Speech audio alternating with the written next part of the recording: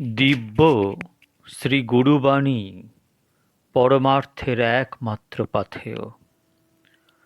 সেবকের কাছে গুরুর চেয়ে আর গুরুতর কিছু নেই বা থাকতে পারে না। আপন গৌরবকে একেবারে দূরে সরিয়ে রেখে সকলের মধ্যে সকলের মতো হয়েই যাঁর আশা, সেই গুরুদেবের বলা কথা বলা আর চলা পথে চলা আমাদের চরম লক্ষ্যে পৌঁছে দেবেই। মনে প্রাণে গুরুসেবা করলে কতদূর এগিয়ে যাওয়া যায় একলব্যে তা দেখতে পাই। একালে শ্রীরামচন্দ্র কবিরাজে, নরোত্তম ঠাকুর আর শ্যামানন্দে। নরোত্তম ঠাকুরের কথা মনে জাগে। শ্রীগুরু মুখপদ্ম বাক্য, হৃদয় করিয়া ঐক্য, আর না করিও মনে আশা। শ্রীগুরু চরণে রতি, সেই সে উত্তমা গতি, যে প্রসাদে পুরে সর্ব আশা। তাই না বাবাজি মশাই বারবার বলতেন, ঠিক রেখো মন গুরুর পদে, নিরিখ ছেড়ো না। শ্রী গুরুদেবের কথাই ধ্যানের ধন, অনুভবের নিধি, মননের মূল। সত্যিকারের মানুষ হতে গেলে নিয়ত তার অনুশীলন করতে হবে। সে বিষয়ে বাবাজি মশাই নিজেই বলেছেন, কারোর কওয়া কথা কও রে বাপু, তাতেও তো কওয়া লোকের উপর আবেশ আসে। ভক্তগণ, পূজ্যপাদ বাবাজি মহারাজের স্বরূপ বিষয় আজ আস্বাদন করব, যা আমাদের কলকাতাস্থিত পাটবাড়ি আশ্রমের নিত্যলীলা প্রবিষ্ট পরম পূজ্য শ্রী শ্রী 108 কৃষ্ণানন্দ দাস বাবাজি মহারাজের কেদার দাদুর দ্বারা অসাধারণ এক ভাষণ। আপনারা খুব সাবধানে শ্রবণ করুন। চন্দ্রিকা বিশদস্মেরৈ সারুণা পাঙ্গবীক্ষিতৈ সকার্থা নামিব রজঃ সত্যাভ্যাং শ্রেষ্ঠপাল পালকা। ভাগবত 10:13-50। ব্রহ্মা দেখছেন সব বাছুর, সব বালক চতুর্ভুজ হয়ে দাঁড়িয়েছে। অসংখ্য নারায়ণ মূর্তি। কেননা কৃষ্ণের কাছে অনেক বাছুর ছিল, অনেক বালক ছিল, সবাই তারা নারায়ণ হয়ে দাঁড়িয়েছে। ব্রহ্মা দেখে বিস্ময় সাগরে অভিভূত, ডুবে গেছেন বিস্ময় সাগরে অভিভূত এবং তাতে ডুবে গেছেন। শুকদেব স্বামী বলেছেন যে মহারাজ, ওই মূর্তিগুলো কেমন জানেন? চন্দ্রিকা বিশদস্মেরৈ, চাঁদের কিরণের মতো শুভ্র হাসি ওই মূর্তিগুলোর শ্রীমুখে। ঈষৎ হাসি। কেমন হাসিটা? না চাঁদের কিরণের মতো সাদা। আবার কি আছে? না সারুণাপাঙ্গ বিক্ষিতই, আপাঙ্গ নিক্ষেপ, চোখের কোণে চাউনি আছে যাকে বলে কটাক্ষ। এই চাউনিটা আবার কেমন? না অরুণ বর্ণের, লাল চোখের কটাক্ষ, লাল লাল চোখের অরুণ বর্ণের চাউনি। বলি দুটো কি রকম? না শুকদেব গোস্বামী উপমা দিচ্ছেন। কি রকম? না সকার্থা নামিব রজঃসত্যাভ্যাং স্রষ্টা পালকা। ব্রহ্মা যেমন রজগুণে ব্রহ্মাণ্ডের স্রষ্টা, রজগুণটা লাল, আবার সত্যগুণটা সাদা। সত্যগুণে ব্রহ্মাণ্ডের পালনকর্তা, রক্ষাকর্তা ভগবান বিষ্ণু। রজগুণের মতো অরুণ বর্ণের ইক্ষণ আর সত্যগুণের মতো সাদা সাদা হাসি, এই দুটি মুখেতে রয়েছে। ইক্ষণ নয়নে আর হাসি বদনে। বলি কি করেছে? এরা তো আর রজগুণ ও সত্যগুণ নয়। তদ্বৎ এখানে কি সৃষ্টি করেছে? কার সৃষ্টি করেছে? ভক্তের যে প্রয়োজন বাসনা, সেগুলি সৃষ্টি করেছে। ভক্তের বাসনা সৃষ্টি করেছে অরুণ বর্ণের ইক্ষণ দিয়ে রজগুণ তুল্য। আবার সৃষ্ট বস্তু সৃষ্ট হবার পরে ধ্বংস হয়ে যায়, থাকে না। তাই সৃষ্টি করে আবার তার মধ্যে সত্ত্বগুণের দ্বারা সেগুলো রক্ষা করতে হয় স্বয়ং ভগবানকেই। কি বাসনা সৃষ্টি হলো, এমনকি ইক্ষণটা দেখেছে ভক্ত ভগবানের নয়নে, তাতে তার বাসনা সৃষ্টি হয়েছে। কী রকম না, ওই চরণ যদি আমি একটু ছুঁতে পেতাম। ও বাসনা ছিল না, সাহস হয়নি, ও বাসনা উৎপন্নই হয়নি, কিন্তু এমন মিষ্টি একটা চাউনি, তাতে করে ভক্তের বাসনা সৃষ্টি হয়ে গেল। ওই চরণ যদি আমি একবার ছুঁতে পেতাম, তার পরক্ষণেই সৃষ্ট বস্তু ধ্বংস হওয়ার মতো নিজের দৈন্যে বাসনাটা ধ্বংস হয়ে যাচ্ছে। ছি ছি, আমি কোথায় পতিত, দীন, অভাজন, ভক্তিহীন। আমি ওই চরণ স্পর্শ করার বাসনা করছি। ছি ছি, এ কি আমার পক্ষে সম্ভব? যে বাসনাটা জন্মেছিল সেটা ধ্বংস হয়ে যাচ্ছে সৃষ্ট বস্তুর মতো। ভগবান এখানে কি করছেন? ভগবান এখানে সত্যগুণ দিয়ে, ওই যে মুখের সাদা সাদা হাসি, তাই দিয়ে পালনকর্তা হয়ে ভক্তের সেই বাসনাটাকে বাঁচিয়ে রেখেছেন। সেটা নষ্ট হচ্ছে না। ভগবানের হাসি দেখে ভক্তের মনে হচ্ছে এত প্রসন্নতা, তাহলে বোধহয় আমি এটা পেলেও পেতে পারি। এই যে প্রসন্নতার হাসি, এই যে অরুণ বর্ণের ইক্ষণ, যাতে ভক্তের হৃদয়ে বাসনা সৃষ্টি করে, এমনটি দেখেছি বাবাজি মহারাজের শ্রীমুখে। তার যে প্রসন্নতার দৃষ্টি, তার যে শ্রীমুখের মৃদু হাসি, সেই হাসিটা আমাদের তাঁর কাছে নিয়ে যেত। তা না হলে কি আমাদের সাধ্য ছিল তার কাছে যাবার? সেই ছুরির মতো সরু সরু চোখের কোণে চাউনি আর মৃদু মৃদু হাসি, তা দেখে আমাদের সাহস হতো কাছে যাবার। কিন্তু যখন তিনি ভাব ভোর থাকতেন, গম্ভীর হয়ে থাকতেন, তখন ঘরের দরজায় যেতে সাহস হতো না। যারা একান্ত বিশেষ লোক, তাঁর সঙ্গী, তারাও সাহস করতেন না কাছে যেতে। এটা আমরা চোখে দেখতাম। সুতরাং এই সাধ্য তাঁর স্বরূপে আছে। এটা কিসের সাধ্য? ঈশ্বরানুভূতির সাধ্য। আবাল্য তার ঈশ্বর অনুভূতি। একদিনের ঈশ্বর অনুভূতি নয়, লোকে সমস্ত জীবন সাধন করে, শেষের জীবনে কেউ ঈশ্বর অনুভূতি পায়, কেউ পায় না, সাধন করে চলে যায়। সাধু সবাই তো একেবারেই কার্যসিদ্ধি করে যেতে পারে না। কিন্তু বাবাজি মহারাজ সেই 12 বছর বয়সে বন্ধু সুন্দরের সঙ্গ লাভ করেছেন। তারপর থেকেই তার একটা ঈশ্বরের প্রতি অনুরাগ, অস্বাভাবিক অনুরাগ, যেটা জগতের কোনো অনুরাগের সাথে তুলনা হয় না। জগতের জীবের ধন, মান, প্রতিষ্ঠা, স্ত্রী, পুত্র, অর্থ, এই সকল বস্তুতে যে সকল অনুরাগ থাকে, তার থেকে অনেক বেশি অনুরাগ তার বাল্যকাল থেকে বিশেষ করে নিতাই গৌরাঙ্গের প্রতি। বাবাজি মহারাজের জীবনধারা যারা দেখেছেন, কেমন সুন্দর একটি জীবনধারা, আপনারা সকলে হয়তো বলবেন বেশি করে বলছি। আমি বেশি করে বলছি না, যা ঘটেছে তাই বলছি।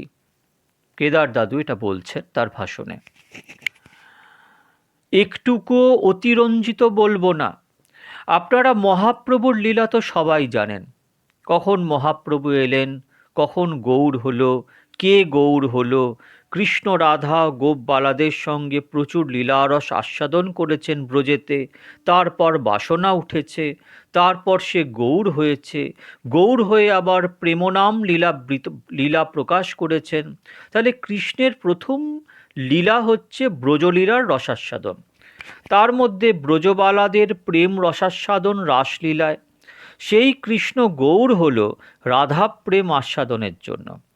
পরবর্তীকালে গৌর হবার পর তাঁর পতিত পাবন লীলা। বাবাজি মহারাজের সাধনার ধারাটা একবার দেখুন। তিনি বন্ধু সুন্দরের সঙ্গে জীবনে ভজনে প্রবিষ্ট 12-13 বছর বয়স থেকেই। শ্রী বৃন্দাবনে আবার তার মধ্যে বিশেষ স্থান কেশিঘাটে তিনি ছিলেন। তার মধ্যে আবার সর্বোত্তম স্থান শ্রী রাধাকুণ্ড, সেখানে ছিলেন বন্ধু সুন্দরের সঙ্গে। সেখানে বন্ধু সুন্দর জীবনের যার কিছু নিয়ম সব বিধান করে দিয়েছিলেন। তার সংযম, তার বৈরাগ্য, তার ইষ্টনিষ্ঠা সব দিয়ে দিয়েছেন। অস্বাভাবিক কিছু থাকলে দেয়া যায়, তা স্বাভাবিক তার নামেতে নিষ্ঠা। স্বাভাবিক কিছু থাকলে দেওয়া যায়, তা স্বাভাবিক তাঁর নামেতে নিষ্ঠা। বন্ধু সুন্দর সলতে উস্কে দিয়েছেন। বাবাজি মহারাজের নামেতে নিষ্ঠা প্রথম থেকেই বন্ধু সুন্দর সেই সলতে উস্কে দিয়েছেন। সুতরাং সে বৈরাগ্য যারা দেখেছেন বা গ্রন্থে পড়েছেন তারা জানবেন। সমস্ত দিন নামের ঝোলা নিয়ে নাম জপ করতে করতে ব্রজে পরিক্রমা করেছেন। খাওয়ার কিছু নেই, যদি কোনো ব্রজ মা ডেকে একটু ঘোল টোল দিয়েছেন তাই একটুখানি খেয়েছেন। সমস্ত দিন নাম জপ করতে করতে ব্রজ দর্শন। আহা হা হা, এইভাবেই কেটেছে কতদিন। তারপর বন্ধু সুন্দরের বৈরাগ্যের উপদেশ, কোথাও স্থূল ভিক্ষা নেবে না। বাবাজি মহারাজের কণ্ঠকে সবাই আদর করে, সবাই খাওয়াতে চায়। বাবাজি মহারাজের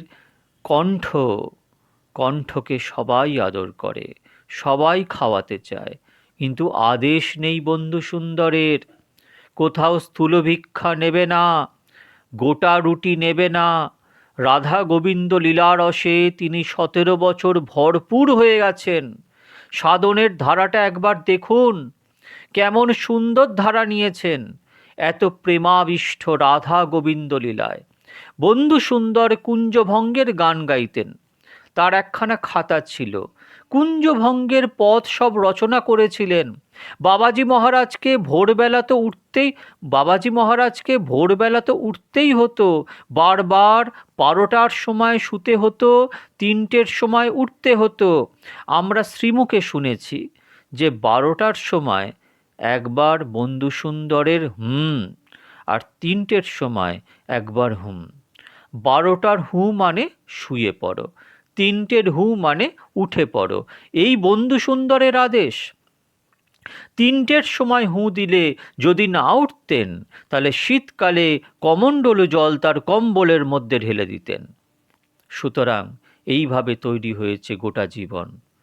কুঞ্জভঙ্গের গান যে খাতায় লিখে রেখেছিলেন বন্ধু সুন্দর, তাতে অনেক গানই আছে। বাবাজি মহারাজের শ্রীমুখে 2-1খানি গানও আমরা শুনেছি। কেউ সুরধ্বনি তীরে দেখে জালো সই, সেই কণ্ঠ আর সেই গান। একবার যখন বাবাজি কণ্ঠ ছেড়ে গিয়েছেন, তখন একবার পাড়ার লোক ছুটে এসেছে। কি ব্যাপার, এত আকর্ষণ ছিল বাবাজি মহারাজের কণ্ঠের। একদিন বন্ধু সুন্দর ভোরের বেলা কুঞ্জভঙ্গের পদ গাইবার জন্য বাবাজি মহারাজকে সেই খাতাখানি দিয়েছেন। বলেছেন, গা। 17 বছর বয়স বাবাজি মহারাজের তখন অবস্থা। কুঞ্জভঙ্গের পদ গাওয়া মানে তো রাধা গোবিন্দকে জাগানো, তাঁদের নিদ্রাভঙ্গ করা। এটা এত ব্যথা যে তাঁদের নিদ্রাভঙ্গ করতে যে পারছেন না, কিছুতেই পারছেন না। আমাদের কাছে বলেছেন, দৈন্য করে বলেছেন। দৈন্য করে বলছি কেন, স্বভাবেই বলেছেন, কেননা ভক্তির এমনই স্বভাব, পূর্ণ হয়েও মানে অভাব। সেই অভাবে তিনি বলেছেন যে তখন কৃপা করে সেই অবস্থা দিয়েছিলেন, তখন দিয়েছিলেন, এখন আর যেন সেই অবস্থা নেই। এখন বলছেন 17 বছর বয়সে যে অবস্থা দিয়েছিলেন, 77 বছর বয়সে সে অবস্থা আর নেই রে। কীরকম অবস্থা তিনি আমাদের বলেছেন, চৌকিদার যদি হাঁক দিত, বৃন্দাবনে হাঁক দেয় রাধেশ্যাম, বলছেন তখন আমার বুকের মধ্যে যন্ত্রণা আরম্ভ হয়েছে। ওই বুঝি রাধা মাধবের ঘুম ভেঙে যায়, এদের শব্দে বুঝি ঘুম ভেঙে গেল। হায় হায় হায়, তোরা একটু আস্তে করে ডাকতে পারিস না। এই রকম অবস্থা। তাহলে কতখানি প্রেম লেগেছে রাধা গোবিন্দে। চৌকিদার হাঁক দিলে বুকে ব্যথা লাগে, পাছে ঘুম ভেঙে যায়, সেই অবস্থায় বাবাজি মহারাজ আছেন। তখন বন্ধু সুন্দর বলেছেন কুঞ্জভঙ্গের পদ গাইতে। খাতাখানা বাবাজি মহারাজ নিয়ে বন্ধু সুন্দরের গায়ে ছুঁড়ে ফেলে দিলেন। আমি গাইতে পারবো না। বন্ধু সুন্দরের সঙ্গে দুটি স্বরূপের মিলন ছিল। বন্ধুর সঙ্গে বন্ধু ভাব ছিল, আবার গুরুবুদ্ধিও ছিল। দুটোই ভারী ওতপ্রোত ভাবে ছিল। তা না হলে খাতাটা কি গায়ে ছুঁড়ে দেওয়া যায়? বন্ধু সুন্দর ছোট করে বলেছেন, কাকে লাগলো? তখন বাবাজি মহারাজ বুঝতে পেরেছেন কাজটা অন্যায় হয়েছে। খাতায় আছে কুঞ্জলীলার পদ, সেই অক্ষর তো কৃষ্ণ। বুঝে লজ্জিত হয়েছেন, তাই মাথাটা একটু নিচু করে আছেন। তারপরে বন্ধু সুন্দর বুঝেছেন 17 বছরের ছেলে, তার রাধা গোবিন্দে এই প্রকার প্রেম কি করে জন্মায়? অসম্ভব। যে কুঞ্জবঙ্গের পদ গাইতে পারে না, ব্যথা লাগে বুকে, এই অবস্থাটা কি করে হয়?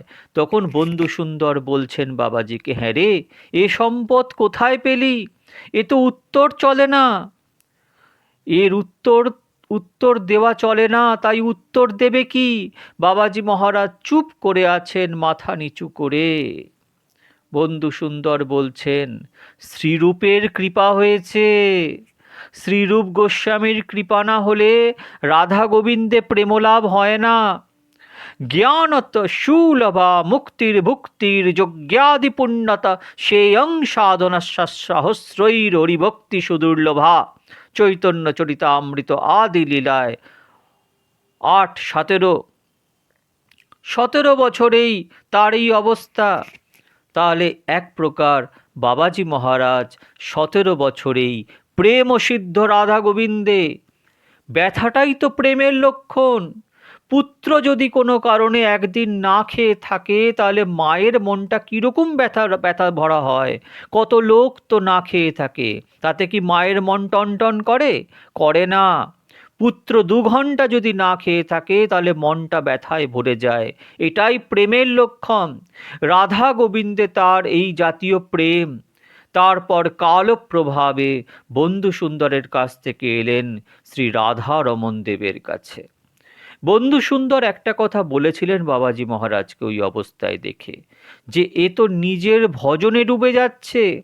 এ যদি নিজের ভজনে ডুবে যায়, তবে জগতের লোক কি পাবে ওর কাছ থেকে? একে তো এরকম রাখা হবে না।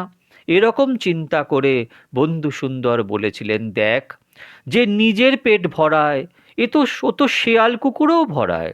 যে 5 জনকে খাইয়ে খায়, সেই হলো মানুষ। কথাটা বাবাজি মহারাজের মুখ খুব ভালো লেগেছিল। তখন থেকে তিনি মনে মনে চিন্তা করছেন, এমন একটা লোক পেতাম যে 10 জনকে খাইয়ে নিজে খায়, তবে তার আমি সঙ্গ করতাম। এই তখন থেকে নজর রাখলেন বাবাজি। ঘটনাক্রমে নবদ্বীপে এলেন। নবদ্বীপে এসে বড় বাবাজি মহারাজের কীর্তন শুনলেন। রাস্তায় দাঁড়িয়ে কীর্তন হচ্ছে, সঙ্গীগণ সব আছে, বড় বাবাজি মহারাজের সঙ্গী সব। যে প্রভু যেমন, তার সঙ্গীও তেমন। বড় বাবাজি মহারাজ যেমন প্রেমে উন্মাদ, তার সঙ্গীগণও সেরকম প্রেমে উন্মাদ। কীর্তন হচ্ছে, বাবাজি মহারাজ দূর থেকে দেখছেন, এখনো চেনা শোনা হয়নি। দূর থেকে দেখছেন প্রভু নিজে ও পার্ষদগণ সবাই চোখের জলে শরীরে কম্পনে ভরে যাচ্ছে। একেবারে অশ্রুকম্প ভরা সব পার্শ্বদের চেহারা। তখন বন্ধু সুন্দরের সেই কথা মনে পড়ে গেছে। এ তো সেই স্বরূপ যে 10 জনকে খাইয়ে খায়। এর সঙ্গে সঙ্গ করতেই হবে। তারপর থেকে আস্তে আস্তে বড় বাবাজি মহারাজের কাছে যান। সেখান থেকে তার রাধা গোবিন্দের প্রেমামৃত আস্বাদনের যে ধারা ছিল, সেটাই আস্তে আস্তে এসে পরিবর্তিত হয়ে এলো নিতাই গৌর ভজন অমৃত আস্বাদনে। পরিবর্তিত হয়ে এলো। তাহলে লীলার ধারা কেমন? স্বয়ং ভগবান শ্রী গোবিন্দের ব্রজলীলা, তার মধ্যে গোপবালাদের মধুর প্রেমলীলা, তারপর সেই প্রেমলীলার পরিণামে গৌরাঙ্গলীলা, বাবাজি মহারাজের সাধনধারা রাধা গোবিন্দ লীলারস আস্বাদন এবং পরিণামে নিতাই গৌরাঙ্গ লীলামৃত আস্বাদন, এই ধারায় তিনি ছিলেন। এবং সকলেই জানেন বাবাজি মহারাজ বলতে গেলে নিতাই পাগল বাবাজি মহারাজ, যেটা অন্য সম্প্রদায় আমার ক্ষুদ্র দৃষ্টিতে দেখি না, যদিও আমার প্রসারিত দৃষ্টি নয়, কিন্তু অনেক জায়গায় আমি দেখেছি, পাঠকদের পাঠ করতে শুনেছি, তারাও মহাপ্রভুর সম্বন্ধেই 5টা কথা বলেন, কিন্তু নিত্যানন্দ প্রভুর সম্বন্ধে কথা বলার কোনো লোক খুবই কম। যদিও এখনও কোথাও নিত্যানন্দ প্রভুকে নিয়ে অনুশীলন দেখেন, তবে আমি জোর গলায় বলতে পারি বাবাজি মহারাজকে দেখার পরে তাদের নিতাই চরণের দৃষ্টি পড়েছে। তাহলে নিতাই চরণের দৃষ্টি প্রায়শ ছিল না, এখনও নেই, কম আছে। যদিও আছে তা বাবাজি মহারাজকে দেখার পর। বাবাজি মহারাজের স্বরূপ কেমন? যেমন ভজনের কৌশল ঠিক তেমন। ভজন করে সবাই, ভজন করলেই কি ভজনীয় মেলে? মেলে না। আপনি কৃষ্ণ ভজন করুন না, পাবেন না। কৃষ্ণ ভজন করলেই কৃষ্ণ পাবেন না, পাওয়া যায় না। সুখদেব গোস্বামীপাদ বলেননি দামভন্দ লীলাতে নায়ং সুখাপ ভগবান দেহিনাং গোপিকা সুত জ্ঞানীনাজ্ঞাত ভূতানাং যথা ভক্তি মতামিহ, ভাগবত 10:9-21। এই যে গোপিকা সুত ভগবান যশোদানন্দন, এটি সুখাপ মানে সুখে প্রাপ্য নয়। অন্য ভগবান পাওয়া গেলেও যেতে পারে, কিন্তু যশোদানন্দন ভগবানটি সুখে পাওয়া যায় না, বড় কঠিন। দেখলে কি হবে? যশোদা মায়ের কাছে কাঁদছে। দেখলে কি হবে? গোপীর একটু কৃপা কটাক্ষ পাওয়ার জন্য সে কত চেষ্টা করছে। রাধারানী একটু যদি কথা ন কয়, একটু যদি চেয়ে দেখে, তাহলে কৃতার্থ হয় গোবিন্দ। যার চরণ একটু ধ্যান করে কত মুনি যোগী ঋষি কৃতার্থ হয়, সেই গোবিন্দ রাধার একটি দৃষ্টি পাওয়ার জন্য লালায়িত। মনে হয় কতই সহজ, না, গোবিন্দ সহজ নয়। নায়ং সুখাপ। কাদের সুখাপ নয়? না, যারা দেহে আত্মবোধ করে তাদের সুখাপ নয়। আর কাদের নয়? না, জ্ঞানীনাং, যারা জ্ঞানী তাদের নয়। আর আত্মভূতানাং, যারা তাদেরও নয়। বলতে গেলে ব্রহ্মা ও শিব তাদেরও যে সুখ প্রাপ্য নয়, এই গোপিকা সুত ভগবান। সুতরাং কৃষ্ণ ভজনে কৃষ্ণ পাওয়া যায় না। তাহলে কি করে পাবেন কৃষ্ণ? আপনি ভজছেন তো কৃষ্ণ। চৈতন্য ভাগবত বলে দিয়েছেন, আমরা ভজনের ধারা বুঝি না। ভজন বুঝি না, ভজন করে যাই। যে কৌশলে ভজনটা করলে ভজনীয় দেবতাকে পাওয়া যাবে, আমরা তা বাদ দিয়ে ভজন করি। বৃন্দাবন দাস ঠাকুর চৈতন্য ভাগবতে একটা প্রমাণ দিয়েছেন। সিদ্ধির ভবতি বা নেতি সংশয়োচ্যুত সেবী নাম নিঃসংশয়স্ত্ব তদভক্ত পরিচর্যা রতাত্মনাম। কৃষ্ণ যারা ভজে, অচ্যুত সেবী নাম মানে কৃষ্ণ যারা ভজে তাদের সংশয় আছে। কি সংশয়? না, সিদ্ধি হবে কি হবে না, কৃষ্ণ পাওয়া যাবে কি ঠিক বলা যাবে না। বলি, সে কি মশায়, কৃষ্ণ ভজলে কৃষ্ণ পাওয়া যাবে না? বলেন না, সংশয় আছে। তাহলে নিঃসংশয়ে কৃষ্ণ পাবার কোনো উপায় কি নেই? আছে। কি উপায়? তদভক্ত পরিচর্যা রতাত্ম নাম। কৃষ্ণ ভক্তের পরিচর্যায় যদি চিত্তকে ডোবাতে পারো, তাহলে অবশ্যই কৃষ্ণ পাবে।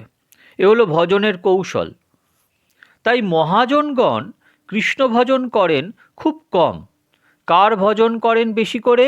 না, কৃষ্ণ যেখানে বশীভূত সেই ভগবত ভক্ততত্ত্বের শিরোমণি বৃষভানুনন্দিনী রাধা ঠাকুরানীর চরণ বেশি করে ভজে। যদি রাধারানী দয়া করে আমি অনায়াসে গোবিন্দ পাব।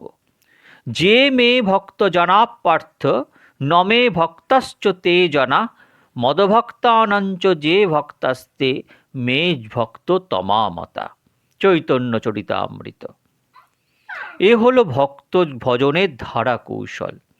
তাহলে এখানে আপনি কি করে পাবেন গৌরকে? কে দেখাবে? কৃষ্ণ ভজলে কৃষ্ণ পাওয়া যায় না, গৌর ভজলে গৌর পাওয়া যায় না। এখানে কি পাবেন? এখানে রাধারানী কোথায়? গুরুতত্ত্ব যত সব রাধারানীর প্রকাশ।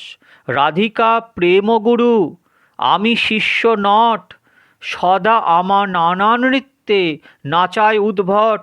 চৈতন্য চরিতামৃত আদি লীলা। কৃষ্ণ স্বীকার করেছেন আমার গুরু রাধিকার প্রেম। ভগবান যেমন অংশতে বা কলাতে নানা অবতার হয়ে আসেন, তেমনি রাধার প্রেম সেও অংশে বা কলাতে গুরুতত্ত্বরূপে জগতে ছড়িয়ে পড়েছে। তা সেই রাধার প্রেমেরই গোষ্ঠীস্বরূপ যে গুরুতত্ত্ব, সেই গুরুকৃপা হলে তবে গোবিন্দ পাওয়া যাবে। গৌর ভজনেও ওই একই উপায় বা ধারা, কৌশল একটাই। মহাপ্রভু কি বলেছেন? মুখেও যে জন বলে মই নিত্যানন্দ দাস, নিশ্চয় দেখিবে আমার স্বরূপ প্রকাশ। গৌরের কেমন স্বরূপ? না, যে স্বরূপ রয়েছে সে ছাড়াও আরও দুটো স্বরূপ লুকানো আছে। কি কি? না, রাধারানী ও শ্রী গোবিন্দ। নীলপদ্ম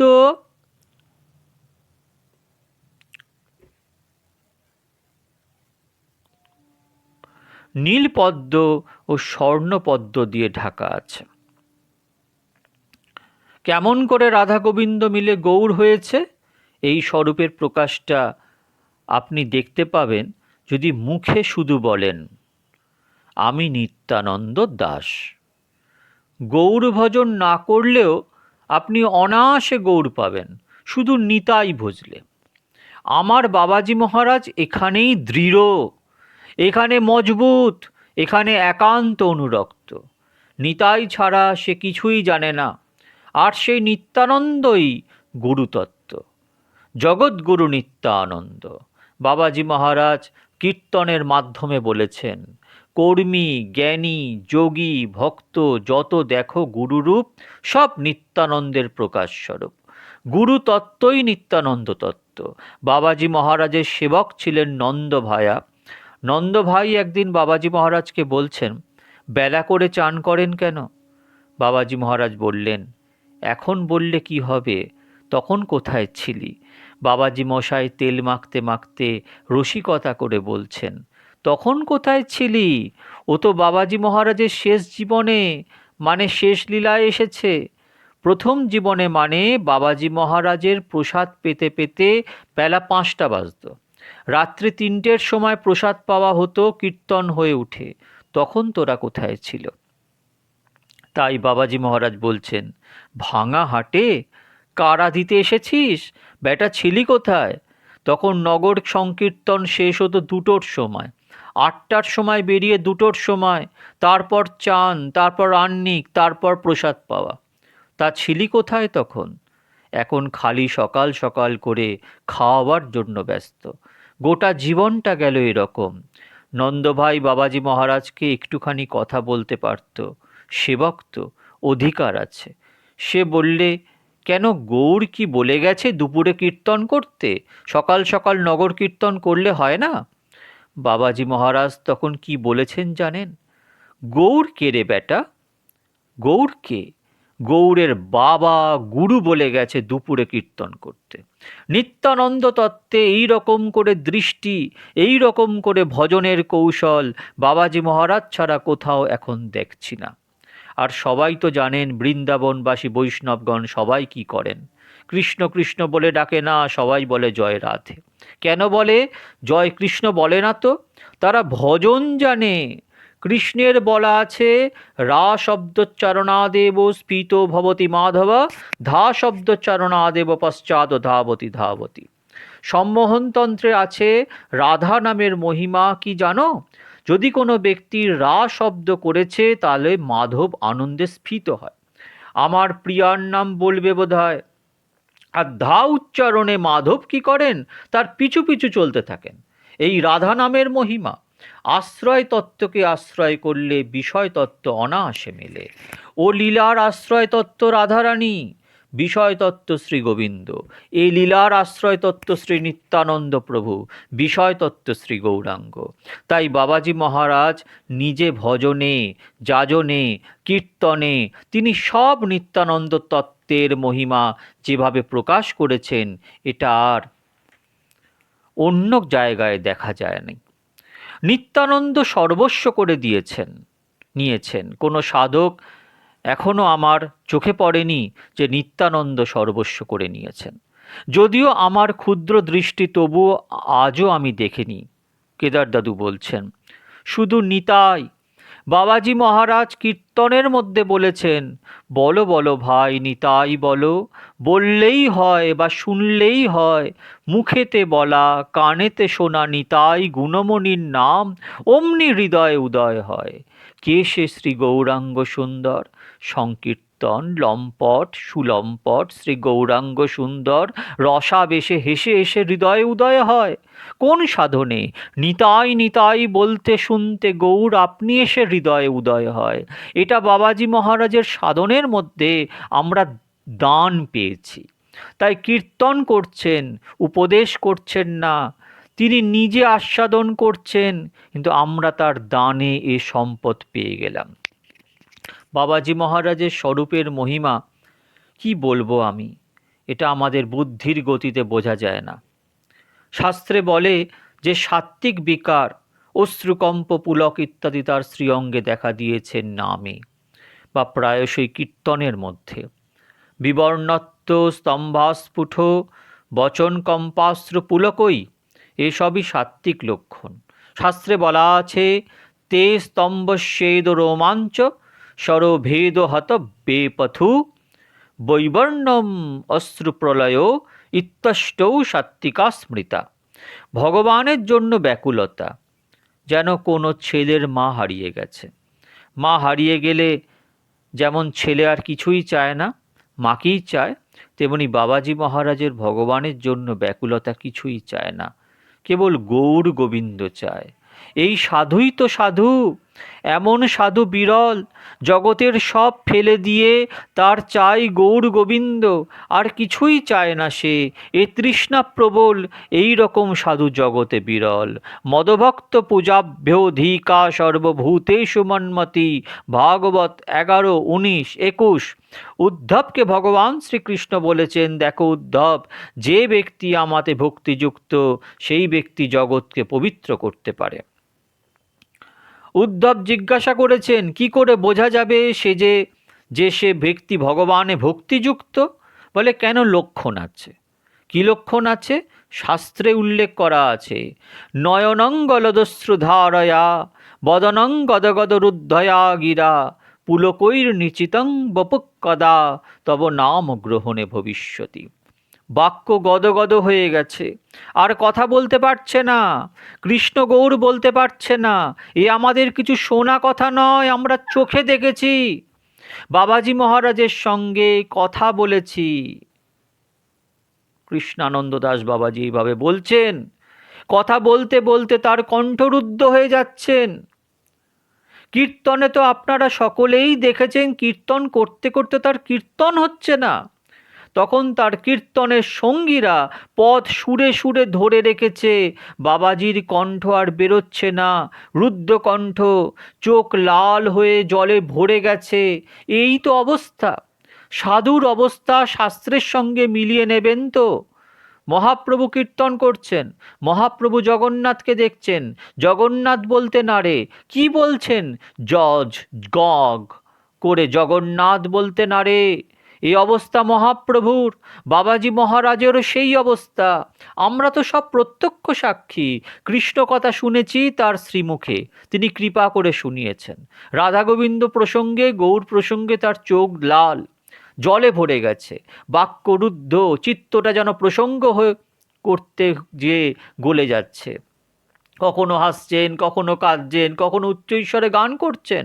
কীর্তনে নিরন্তর চোখের জল বইছে, পরক্ষণে অট্টহাস্য, খলখল করে হাসছেন, হাসির পর আবার চোখের জল, অঝরে কান্না, বক্ষে করাঘাত, মিলিয়ে নেবেন বাবাজি মহারাজের কে শাস্ত্রবাক্যের সঙ্গে মিলিয়ে নেবেন।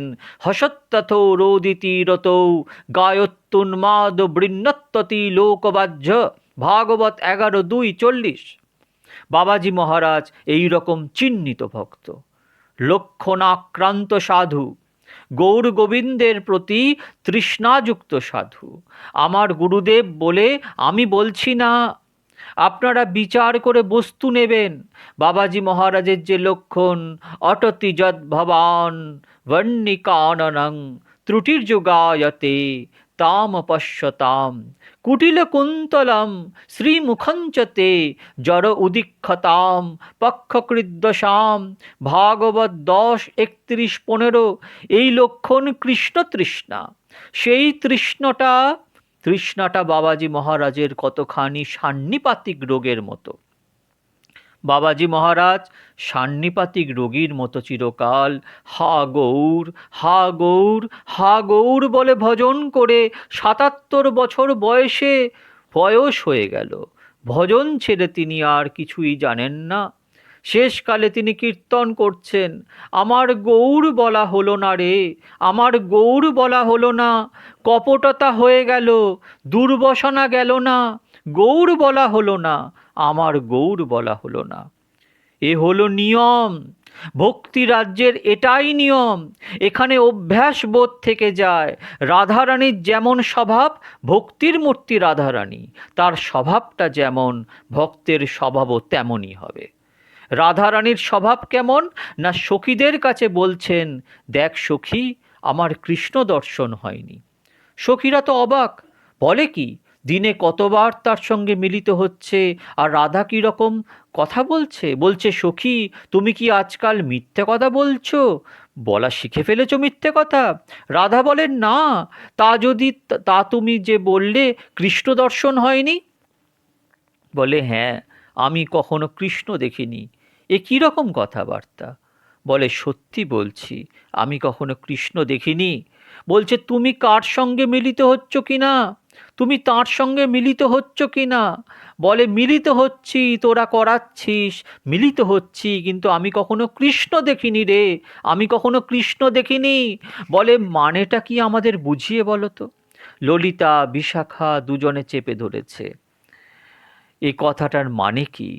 মিথ্যা যদি নয়, তবে সত্যি কথাটা কি?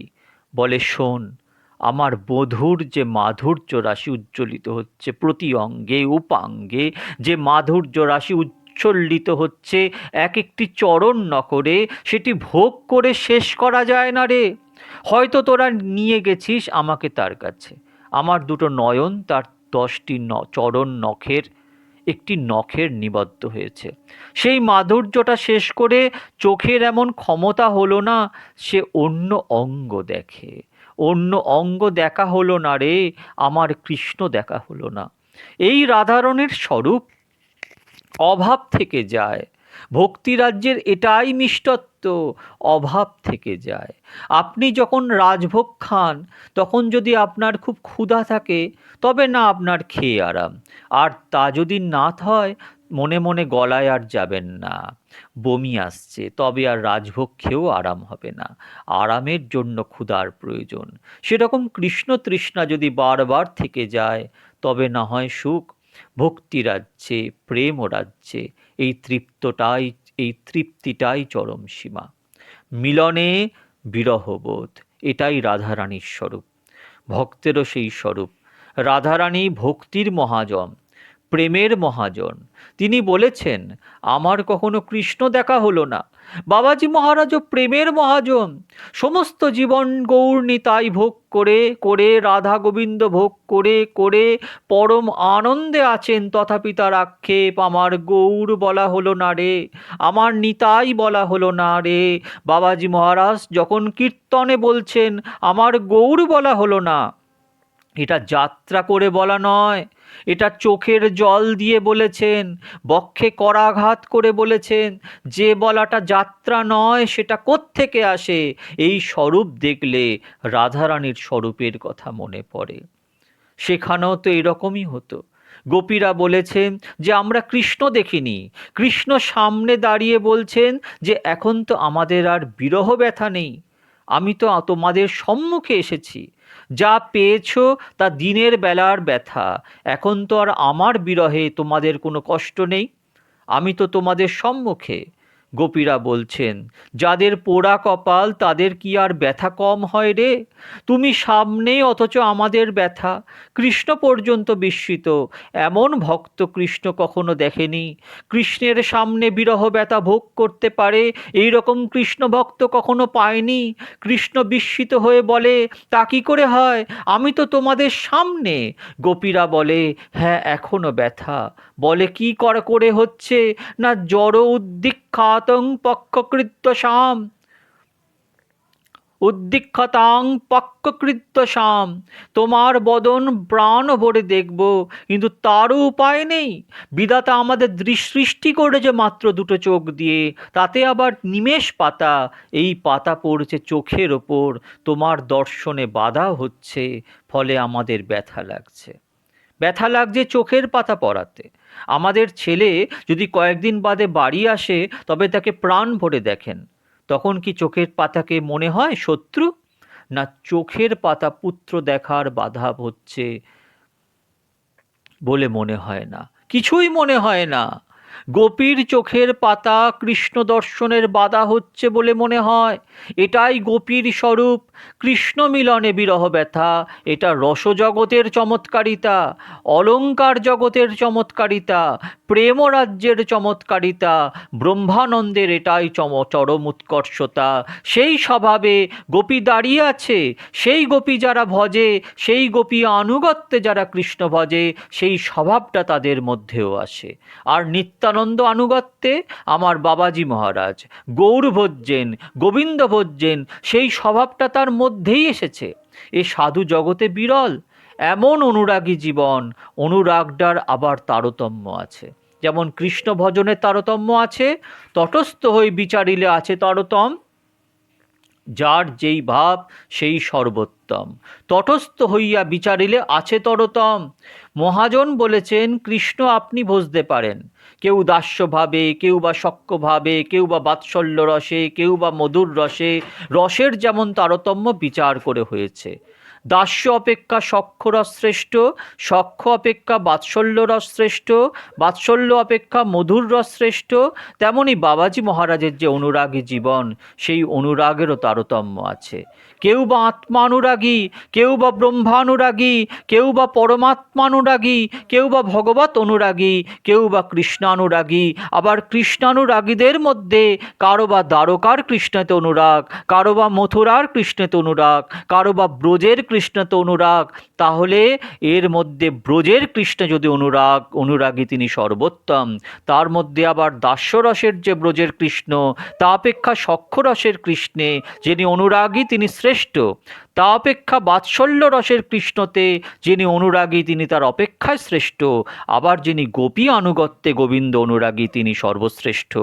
আবার সেই গোপীর অনুরাগ কেমন, না রাধা প্রকৃতি গোপবালার অনুরাগ কেমন, প্রেম কেমন, তা আস্বাদন করতে সেই গোবিন্দ যখন গৌরাঙ্গ হলো, সেই গৌরাঙ্গের অনুরাগী যে জন, তার অনুরাগ সর্বশ্রেষ্ঠ, সর্বোত্তম। যতোত্তরমসৌ সাধু বিশেষোল্লাসমজ্জপি রতির বাসনয়া সাদ্দি ভাসতে কাপি কস্যচিৎ। এই গৌর গোবিন্দ অনুরাগী আমার বাবাজি মহারাজ, এটা সর্বজন প্রসিদ্ধ, এটাই বাবাজি মহারাজের স্বরূপ। সমস্ত জীবন তিনি নিতাই গৌর নাম প্রেম প্রচার করেছেন, এই সাধু জগতে বিরল। এই হলো আমাদের বাবাজি মহারাজ, এই হলো আমাদের পরম পূজ্য দাদামশায়ের, বন্ধু সুন্দরের কৃপার, অসীম কৃপার পাত্র, যাকে বড় বাবাজি মহারাজ তার জীবনের পূর্ণ শক্তি দান করে দিয়ে গেছেন, শক্তি সঞ্চার করে দিয়ে গেছেন। বন্ধু সুন্দর যার ওপর পরম কৃপা দান করেছেন, সেই বাবাজি মহারাজকে যদি আমরা জানতে পারি, তাহলে আমরা সব কিছু পরিষ্কার আমাদের কাছে হয়ে যায়। স্বরগোস্বামী বাবাজি মহারাজ এর আগে আমি আপনাদের শুনিয়েছিলাম। আজকে বাবাজি মহারাজের স্বরূপ শোনালাম, যা পাটবাড়িতে, কলকাতা পাটবাড়ি আশ্রমের নিত্যলীলা প্রবিষ্ট শ্রী শ্রী কৃষ্ণানন্দ দাস বাবাজি মহারাজ। তিনি অসাধারণ ভাগবত বক্তা ছিলেন। তিনি কৃপা করে এই প্রবচন আমাদের দান করে গেছেন, তা আমি আপনাদের পাঠ করে শোনালাম। আপনারা বারবার শ্রবণ করবেন, কৃতকৃতার্থ হবেন। আমিও আস্বাদন করে কৃতকৃতার্থ হলাম। আজকে এটুকুই। আপনারা ভালো থাকবেন। জয় জয় পরম পূজ্য বড় বাবাজি মহারাজ। জয় জয় নামাচার্য রামদাস বাবাজি মহারাজ। জয় সখীমা। জয় আমার সদ্গুরুদেব। জয় নিতাই গৌর হরি বল। জয় বন্ধু সুন্দর।